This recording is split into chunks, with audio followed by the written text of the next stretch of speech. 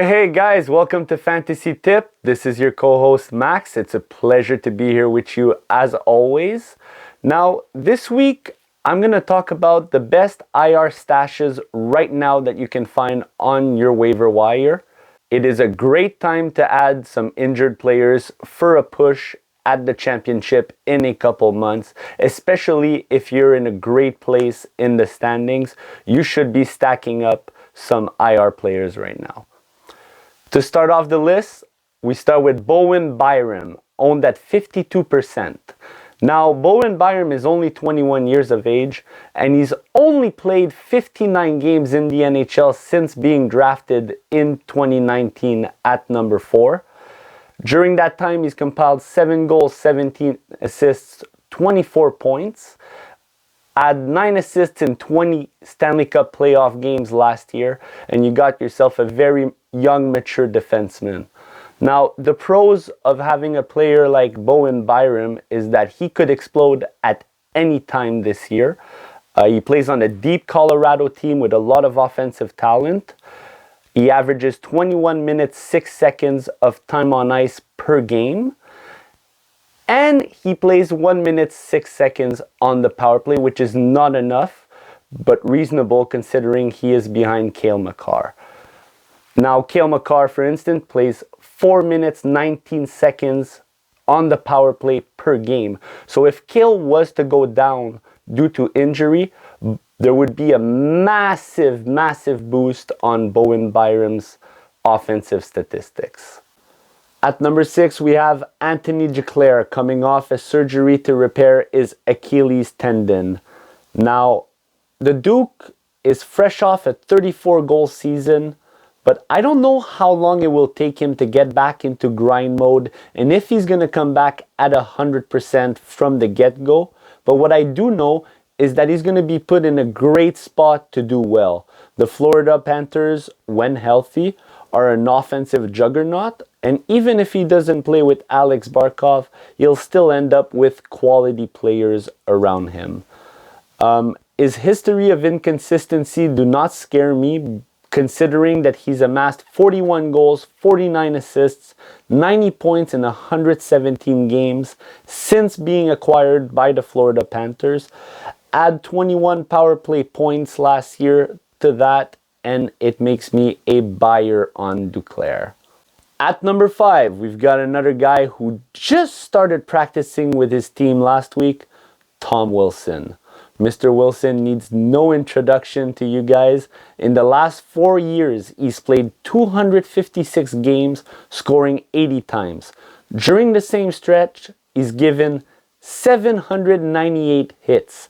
That's a goal every 3.2 games and over 3 hits per game. Something not many players in the National Hockey League can claim. Last year, Tom got no suspensions and only missed 4 games. Pros of going to get a guy like Tom Wilson: Alex Ovechkin exposure, big body, power play time, hits like there's no tomorrow. He's a real menace. The only con I would say is that when he gets inserted back in the lineup, he might start on the third line if the Washington Capitals coaching staff want to spread out talent. That's one thing that might happen. But even if that happens, I don't think that it will hurt Tom Wilson's offensive production, and he's still going to hit just as much as he always does. And even if he starts on the third or fourth line, he will for sure have power play time. At number 4, we've got another Washington Capitals player, Nicklas Backstrom. Now, here is my first risky play, and one I just pulled the trigger on last week. Backstrom underwent hip surgery, the same one that ended Ryan Kessler's career. 2 months ago, there were some reports that were saying that he might never play hockey again, and now he's back on the ice and was spotted wearing a full contact jersey at practice earlier this week. Another reason why this is a risky play is because he had a very disappointing season last year, scoring only 6 goals and 25 assists for 31 points. This is not what we're normally used to by Nick Backstrom. With that being said, what motivates me and motivated me to go pick him up in my 18 and 12 man leagues is the fact that his best friend Ovi is chasing the Gretzky record, and simply that is enough for me to gamble on Backstrom. If you take his statistics from 2016 to 2021, he's got 338 points in 359 games. It's almost a point per game. And at 35 years of age, yes, he's slowing down, but if you look at guys like Jamie Benn, Joe Pavelski, and Matt Zuccarello, they are still producing at a fantastic rate.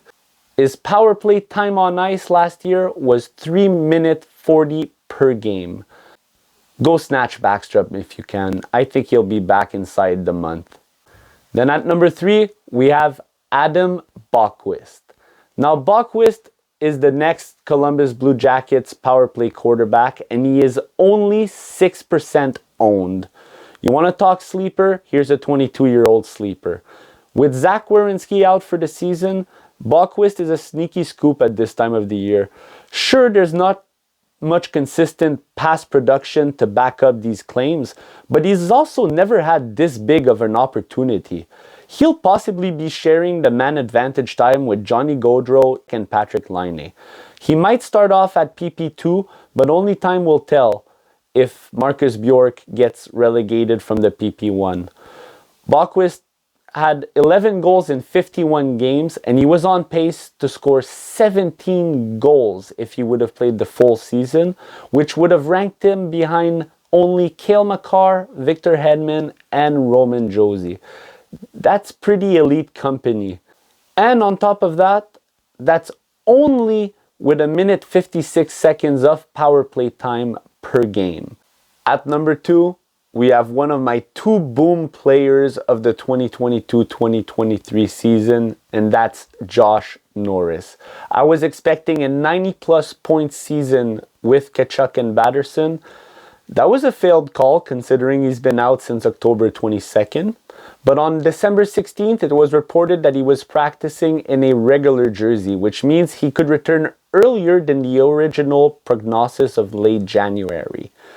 He's compiled 53 goals in 117 games since 2020. In a non-playoff teams at 23 years old, might I add. He had a ridiculous 20.3% shooting percentage last year, scoring 35 goals in 66 games. He plays 3 minutes 14 seconds on the power play per game. He had 8 game winners and 23 power play points. He did not get surgery, so there's a chance that he realizes that he can't continue with his shoulder problems this year and might decide to get surgery mid-season, especially if Ottawa are not in the playoff race. But I think Ottawa is a way better team with Norris in the lineup.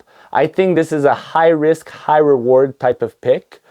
He's still 57% rostered, but if you're in a deep league, 12-man league and above, and you see Josh on the wire, go ahead, take a chance. This guy can score some goals and can be the difference between a quarterfinal loss and a championship win. And at number 1, we've got Max Pacioretty. Max Pacioretty has scored 323 goals in 850 games in his career. I've compiled a few statistics here that really impressed me, considering he's missed a significant amount of games in the past 5 years.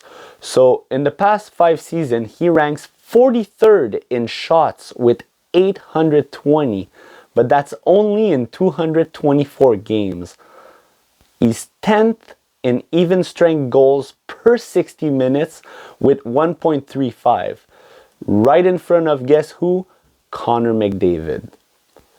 He's also 25th for goals per game at 0.43. That's 97 goals in the past 224 games. For me, Patches is Mr. Consistency when healthy. And in my opinion, he joins a much more exciting core this year in the Carolina Hurricanes.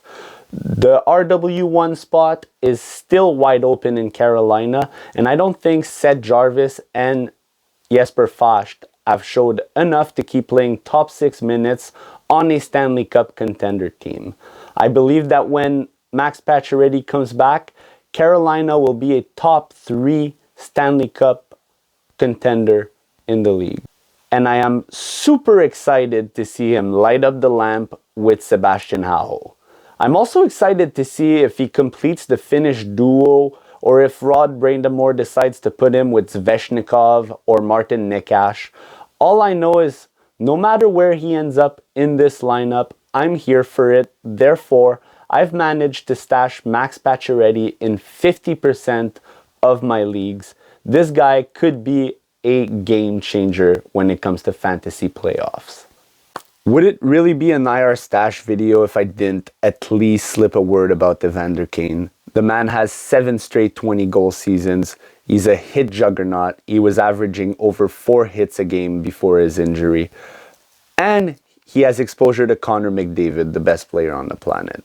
And on the nights that he doesn't play on the first line, he plays with Leon Draisaitl, possibly the second best player in the NHL. Now, the reason he did not make my list is because his diagnosis was saying 3 to 4 months after he got his surgery. That puts him on track to be back late February, mid-March. And if your fantasy playoff starts in week 17, 18, 19, even 20, it might be too early to get Evander Kane back. So I don't want to indulge you guys into going to get a player you might not even profit off. That's why he didn't make the list. But if your fantasy playoff starts week 21, week 22, and you want to take a shot, a Hail Mary throw to get him back right for the playoff, right in the middle, you have confidence in your team to get you to the promised land and you just want to boost, go ahead and do it. But be careful, he might not even be back for fantasy playoffs. If you like the video and you like the content, please don't forget to click the like button, click the subscribe button, and we'll be back with amazing content for you guys as always. Thank you very much. It's a pleasure to be with you guys again.